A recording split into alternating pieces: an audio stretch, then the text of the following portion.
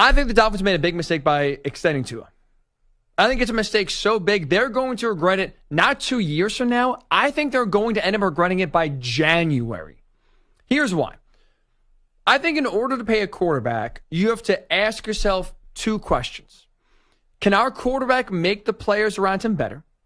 Can our quarterback elevate his talent in the biggest moments of the season? And I think in order for you to feel good about giving your quarterback $55, soon to be $60 million a year, you need to answer yes to both of those questions. And when you look at those 2 questions and then what Tua has accomplished so far / what do you think he can accomplish moving forward, to me, Tua is 0 for 2. Tua is not making players around him better. He can't elevate his game in the biggest moments. That is why I think the Dolphins made a massive mistake right now in giving Tua this big-time deal. They should have waited. They should have played out 2024 first and see how it goes before jumping the gun and making this decision before they can really feel good about knowing if Tua can be the guy or not. I don't think you could say right now definitively on July 26th, 2024, that Tua is the guy. The Dolphins can't say that. They're hoping he's the guy. They're paying him like he's the guy. They don't know, though. And with what we've seen so far, he has not shown that he could be the guy. Part of the reason why it's so important for players to elevate those around them is because it gets harder to add talent as the quarterback salary is taking up so much of the salary cap, right? Like, it's simple math. You know, we saw with the Chiefs. They pay Patrick Mahomes. One of the downsides, if you want to call it that, is they couldn't afford to keep Tyreek Hill, which is how the Dolphins got him. But in the Chiefs trading Hill, they expected and knew Mahomes would elevate whoever kind of stood in there and would elevate the rest of the offense, even though a top 3 receiver in the league is missing. And guess what the Chiefs did? The Chiefs traded a top 3 receiver and now have won the Super Bowl 2 years in a row. They are doing that in part because Mahomes has the ability to elevate those around him. I think we saw that in year number 1 from C.J. Stroud. He elevated that Texans offense, and Jordan Love did the same thing in Green Bay, elevating a very young offense to being one of the best in the league. Quarterbacks can do it. To me, Tua is not one of those guys.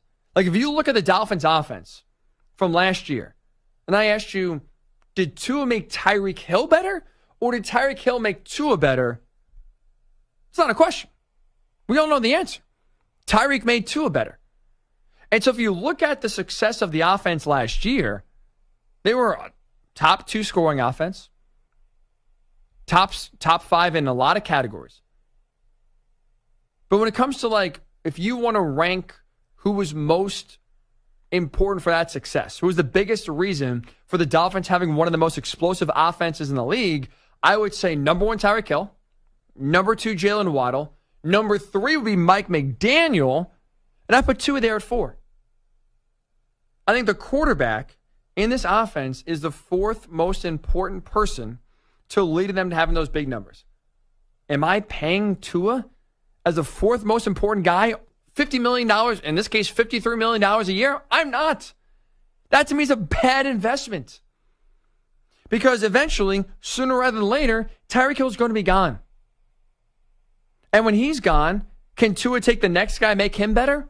Right now, from what I've seen, the answer is no. So the offense is going to crumble if Tyreek Hill's not there, if Jalen Waddle is hurt. And why pay your quarterback all that money if he's so reliant on those around him? That is problematic because the talent is not getting better than it is right now. That salary cap crunch is going to happen, and it's going to become a lot more difficult for the Dolphins to put talent around Tua. That is why you need your quarterback to elevate those around him. Tua can't do it. That's reason number 1 why I think it's a mistake. Reason number 2 is you are like, when you pay a quarterback big time money, you are doing so really for the most part for him to play at a high level in the postseason. Like, you're paying for regular season wins, don't get me wrong, right? You're paying to get to the playoffs every year. But the biggest separator in the playoffs is quarterback play. First and foremost. So you are paying $55, $60 million a year to your quarterback, really, for what they do in January and hopefully February. And you look at Tua not just with how he played last year in the playoff game against the Chiefs, but look at Tua against how he played against playoff teams last year in the regular season. Between the regular season and postseason, the Dolphins played 7 playoff teams. I just want to break down the stats for you to see how Tua played against the best competition in the league. In those 7 games against playoff teams, Tua threw 8 touchdowns total to 7 interceptions. He averaged 227 passing yards per game. For context, against the non-playoff teams, Tua averaged 272 passing yards per game. His passer rating against playoff teams, 80.5. His passer rating otherwise, 101.1. And the Dolphins overall scored 16.1 points per game in the 7 games against playoff teams, 29.2 points per game otherwise. And as you could imagine, with all those numbers being poorer against better teams, the Dolphins' record in those 7 games against playoff teams, 1-6. The offense, when the talent gets better, when the moment gets bigger, the offense of the Dolphins crumble. And it starts with number 1, Tua Tagovailoa. So why, if you're the Dolphins, would you pay a guy that not only can't elevate the talent around him, but also can't play well in the playoff game?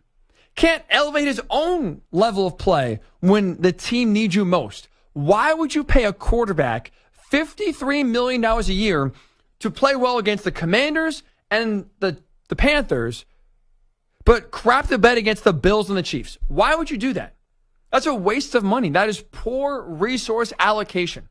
And that is why I think the Dolphins made a mistake here in extending Tua. You can't pay a guy that amount of money to struggle as badly as Tua has against playoff teams and be carried in the offense. It's a mistake. And it's a mistake the Dolphins are going to regret, I think, as soon as January, because I think we're going to see a repeat in 2024 of what we saw in 2023. Dolphins make the playoffs and have no chance in the playoff game. Beat most of the bad teams, struggle against the good teams, and another first-round exit. And unlike last year, where the Dolphins could say, well, we have flexibility. You know, Tua's not on a long-term deal. We'll kind of see where the market goes. Maybe a quarterback that right now seems unexpected to shake free is available. We can pounce. That optionality is now gone. Tua's like he's going nowhere. He's locked in. $167 million guaranteed. Tua's going nowhere for the next 3 years, whether he plays great or he plays poorly. The Dolphins are stuck. And that is the worst spot to be in all of sports. Stuck in the middle. What I would have done, take it year by year. Play out 2024, see how Tua plays, and at the end of the year, reassess your options. If I'm wrong and Tua plays great, okay, sign him. Will it cost you more money? Yes, but I would rather spend more money for a sure thing rather than get a discount for a question mark. But if Tua repeats 2023 again, look around. Dak could be a free agent. Again, who knows who else could be out there? And if no one does shake free, if Dak resigns, if no other quarterback of note is available to you, if you don't like the quarterbacks in the draft, you know what you can do? Tag Tua. Have him play out the 2025 season on the tag and go through the process again and going into 2026. Play it by year. The Cowboys did it with Dak in 2020. Remember the year he shattered his ankle? He was on the franchise tag. So teams have done it before. It's not unprecedented. You don't have to feel like you're backed into a corner of either pay the quarterback or basically tear it all down and rebuild. There's a middle ground. That middle ground is going year by year. Yeah, there are upgrades compared to Tua, but there are also plenty of downgrades. So don't get rid of Tua if you don't have to. Keep him as long as you can until an upgrade becomes available. That's what the Dolphins should have done. I don't think anchoring yourself to dead weight like they just did is a smart move whatsoever. The Dolphins are going to regret paying Tua this big-time deal.